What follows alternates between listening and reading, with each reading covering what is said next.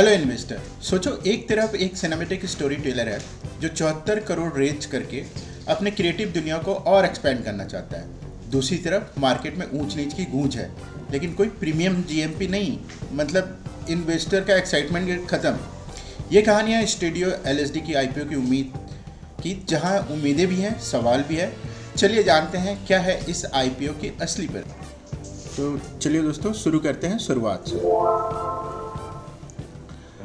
तो studio LSD जो company है वो कैलकाटा बेस्ड कंपनी है, और एलएसडी का फुल फॉर्म इन्होंने लक्ष्मी, सरस्वती और दुर्गा से रखा है। 2017 में इनकॉर्पोरेट हुई है। फिल्म, टेलीविज़न, ओटीटी प्लेटफॉर्म वगैरह बनाती है, सारा भार लेती है अपने ऊपर, और उसका प्रोडक्शन से लेके एंड तक रिजल्ट तक भी ये काम करती है। इसके टीम में है प्रतीक शर्मा, मैनेजिंग डायरेक्टर और फाउंडर, और पार्थ शाह जो है होल टाइम डायरेक्टर और फाउंडर हैं। ये भी जैसा पहले इनके नाम में लग रहा है स्टूडियो वर्ड, तो ये करते ही यही है। Reality show, drama, special event का प्रोग्रामिंग, इस तरह का पोर्टफोलियो है इनका।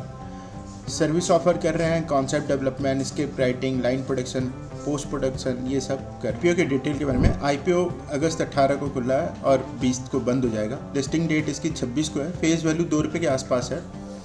इशू प्राइस बैंड 51 और 54, आप मान के चलिए 54 पर से है। लॉट साइज 2000 का है। सेल टाइप फ्रेश कैपिटल कम ऑफर सेल है, दोनों काम कर रहे हैं ये। टोटल इशू साइज 74 करोड़ है। Issue type book building IPO है, और लिस्टिंग एनएससी और एसएमई में हो रहा है। और एसएमई में हो रहा है तो आपको मिनिमम एक लॉट 2 लाख रुपये से कम का नहीं मिलेगा। ये नया रूल आ गया है आईपीओ का।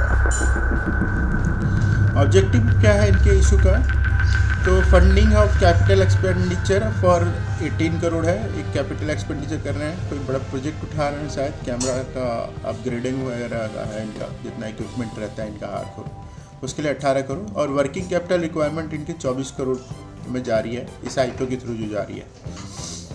जनरल कॉर्पोरेट पर्पज़ में इन्होंने 27 करोड़ शो किया है। और ऑफर फॉर सेल, यानी जो अर्लियर कंपनी के फाउंडर हैं जिन्होंने इन्वेस्टमेंट किया था, वो 4.25 करोड़ रुपया इससे निकालेंगे। हाँ, एक नज़र फाइनेंशियल पे डालते हैं इसके। तो फाइनेंशियल इनका 23, 24, 25 रेवेन्यू था। टोटल इनकम 46 करोड़ 102 और 105। 46 से 102 का जंप अच्छा था, लेकिन 24 से 25 में जंप कोई खास नहीं है जो जैसा दिख रहा है। 3, 14, 15 एबिटा ठीक है। प्रॉफिट भी इंक्रीजिंग, नेटवर्थ भी इंक्रीजिंग, एसेट भी इंक्रीजिंग।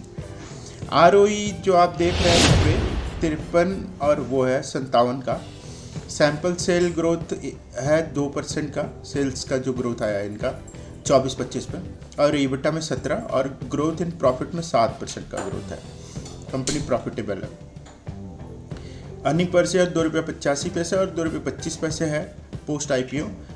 पी इसका 18 और 24 है, तो इंडस्ट्री पी मैंने निकाला था तो 16 के आसपास आ रहा है।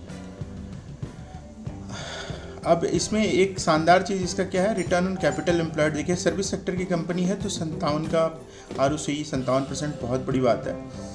और आरओई भी 53% है, कम नहीं है, कंपनी मुनाफे में है।